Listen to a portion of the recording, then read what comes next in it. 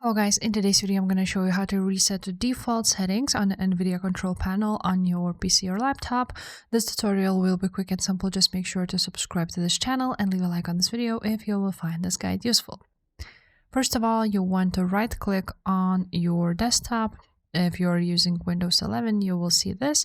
If not, if you're using Windows 10, for example, you're going to see, once we click show more options, you're going to see this. And then you're going to click Nvidia control panel. Now you will need to wait a little bit until it opens up. And now you want to choose any settings you want to restore. So these display, 3D settings, video settings. And all you have to do is just go on the setting and click restore defaults.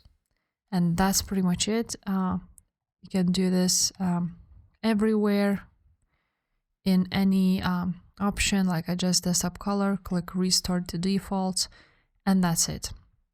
If this video was helpful, make sure to subscribe, and I will see you next time. Bye.